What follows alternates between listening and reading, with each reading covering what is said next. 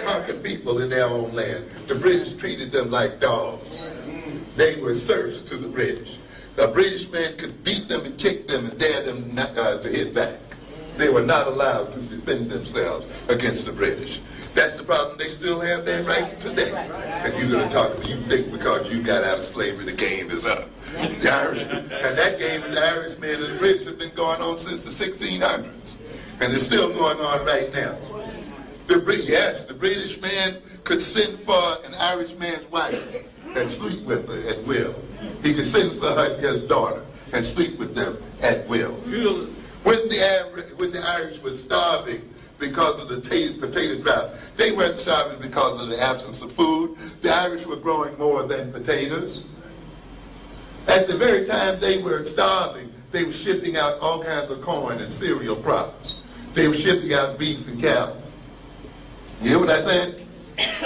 Why? Because the British decided that they weren't going to give those cereals to the Irish, and they weren't going to feed them the meat and the milk and the stuff, because as one British lawyer said, we don't want to disturb the operations of the market. And they literally did destroy over 1 million of these people. The Irish population was half what it was in 1914 compared to what it was in the 1830s. They were literally being decimated. And you think you're going to arrive at some peaceful relationship with these dogs. You got another thought coming. But because you don't read history, you can fall into that kind of victimization. And we would just love one another. What are you talking about? We would just respect you. Come on. Read the history of these people and understand who you're dealing with. These people are not open to appeals about love and not seeing color. They are looking at that dollar. And that's the only thing that counts. And if it means that your life has got to be forfeited for them to get it, they're going to do it without thinking twice about it. They shipped these people after they were starving them to death. They wouldn't let them vote. They wouldn't let them be elected. They wouldn't let them practice law. They wouldn't let their children be educated. They couldn't even own property for a good while. They shipped them over here in ships, cargo ships. And they only had a space of 3 feet by 6. Yeah, you think we were the only one packed into these holes? They packed them into these holes and stinking filth. And there was only 3 inches between 3 feet between ships. They couldn't even sit up straight. The women had to go and cross the sea, literally sitting up all night and sitting up all night, because if they fell asleep in the wrong position, they were had. They had to sit there and fight off the rapists and so forth as they came over. This was what it was about. They had to live in attics. Some attics were not even 3 feet tall. They still had to pay rent for them. Live in dip cellars. Live in alleys and build houses in alleys. The garbage was more than knee-high and ankle deep. The sewage was open trenches and flowing into the street. When we got to New York, things were a hell of a lot better than they were for the Irish, I'm telling you. Yeah. And why am I telling you this? I'm telling you this, and again, just because there's some very interesting parallels here. People who've been degraded, who were enslaved and degraded, okay? And yet we look at where they are today. You see? Yes. And look at the power they exercise today. And the whole bit. It says that because you come in degraded situations and circumstances, the Irish man was a poor, dirty laborer and did all the dirty work of the society. And for a period of time, even the average living quality of life for black people was better than that for Irish people. In fact, the white boys would give the Irish men work to do that they wouldn't even give the black slave, because they had an investment in the slave. Yes. They would have advertisements, Irish need not apply. Oh yes, Irish had the highest rates of insanity, the highest rates of alcoholism. Yes, yes, you heard of the Fighting Irish of Notre Dame? You think that's a play name? They were fighting people, man. They fought each other like cats and dogs. They chopped each other up and knifed each other and shot each other in ways you wouldn't believe that even our black youngsters have got to yet. These people used to have gang warfare that would last for a whole week. 7 and 8 days, I'm telling you. They had a riot that went on for 3 or 4 weeks. When they got to fight, they were firing cannons. I'm telling you. Yes. Why don't we hear this history? Because people want to believe that black folks, you know, are the only people who behave in this way, and this is intrinsically related to blackness. And we got black spokesmen who want to throw this stuff back in these white boys' faces when they start trying to explain this. Why is this going on? And they run the story about 129th Street in Harlem, 3 series about black people as if this is representing some new phenomena in America. And this is representing something. These people, the fighting Irish, they fought each other. You heard the word Donnybrook? Yeah, that's why. These people, they just get out there and just battle and fight, just knock each other up for no reason whatsoever. They used to wear handkerchiefs of colors in their pocket, black boys. You think you're doing something new? Colors? That's nothing new. They wore colors. They wore their hats backwards and to the side. You think you're just imitators out here. And not good ones at that. Because you know what they used to do? Attack cops on sight. That's right. Yeah. Yes, sir. Cops wouldn't go in some of their neighborhood. They would have to go 4 and 5 at a time. Now, they would come out alive. Okay? Are you kidding? You haven't seen this thing yet. Okay? Yes. Well over half the people arrested and put in jail were Irish. Where did the word paddy wagon come from? Right. Whites, Irish called what? Paddies, and the police wagon was made for all of the men. Paddy wagons.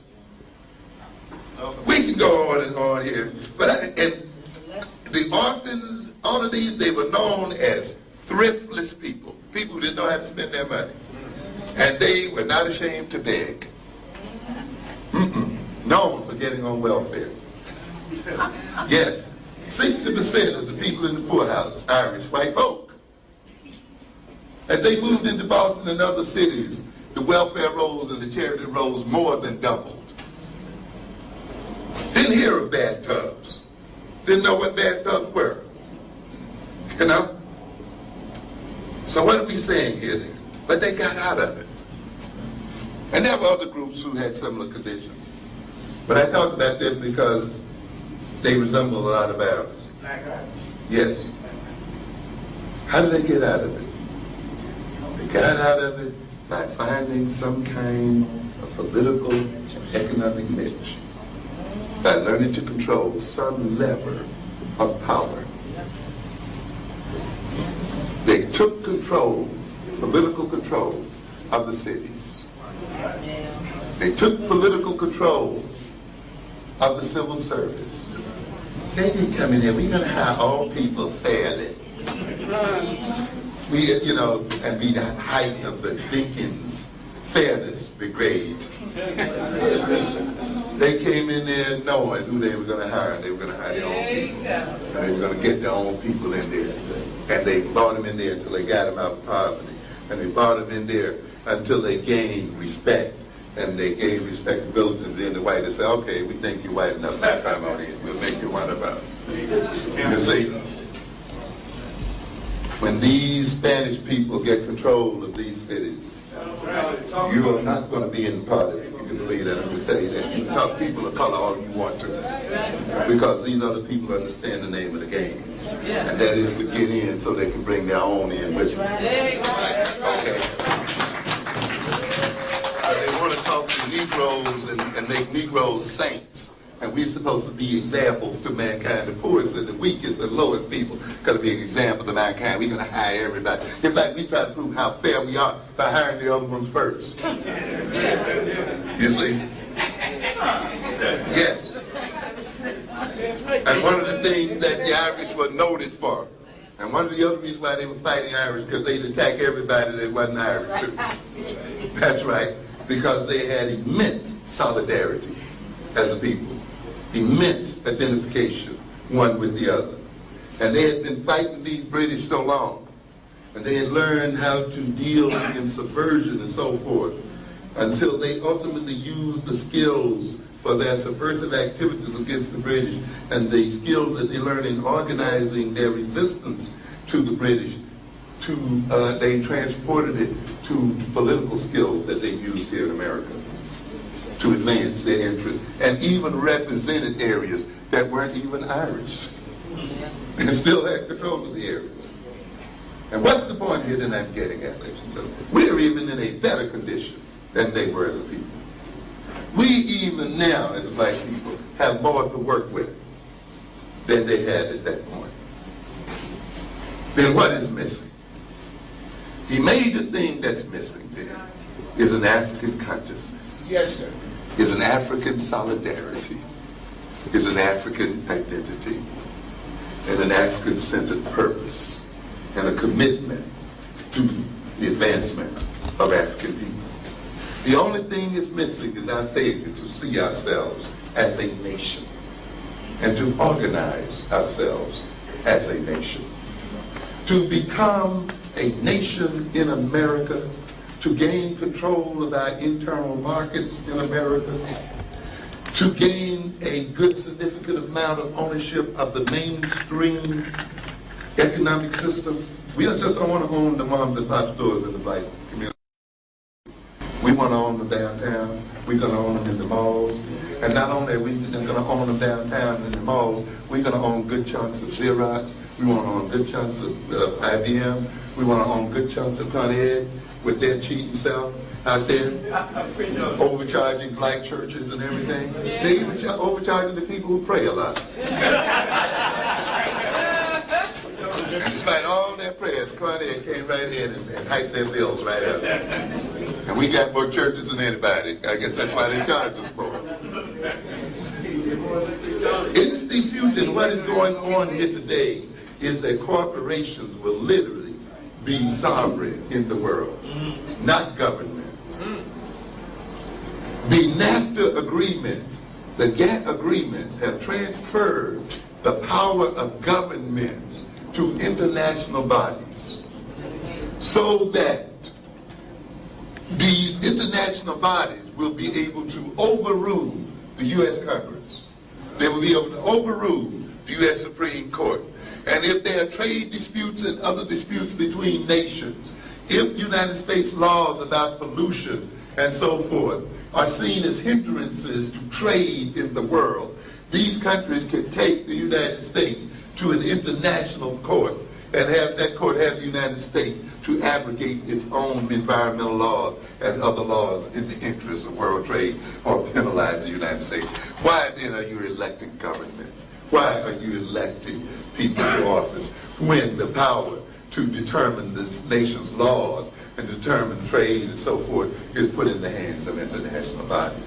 And who are these international bodies protecting? The trade between corporations. And who owns these corporations? White boys, Chinese boys, French boys, and the other boys in the world. If then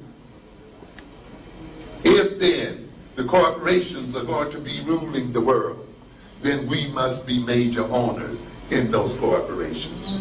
We must be in a position to see that if they make moves, we can protect the interests of our people. Once then we get control, and we must get control first of our internal market, because we're going to use that wealth to buy into the larger market, and then we're going to fully engage as a nation into international trade. Because this is what nations do, they just save their people. We're going to create jobs by engaging in international trade across the African diaspora and in the world. We see the diaspora as a punishment. And our diaspora now is our best asset. We now have got to reverse the way we deal with things. We've got to stop looking at ourselves as the victims of propaganda. We've got to look at how can we use propaganda proactively to advance our interests. We've got to stop looking at the diaspora as a sign of our miserableness and look at it now in terms of how can we empower ourselves. You see, in order for the European to build an international economic system, he had to create a deliberate diaspora. You see, when we talk about people being colonized, we get the wrong idea. It wasn't that the Africans were so much colonies of the Europeans. It was actually the Europeans in Africa that were the colonies. You see? Because the Africans were not trading with the Europeans. It was the European colonists trading with the Europeans. You see? So the colonists came into Africa and opened the place to extract the wealth there and to claim that wealth and to trade with their counterparts.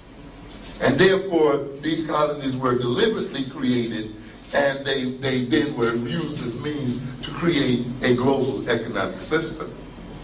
Now, when we look at the fact that we are throughout South and Central America in large numbers, you see, and of course in the Caribbean, and of course in Africa and so forth, we must now begin to look at this situation as a basis for the creation of a pan-African economic system that can rival the Asians and the Europeans.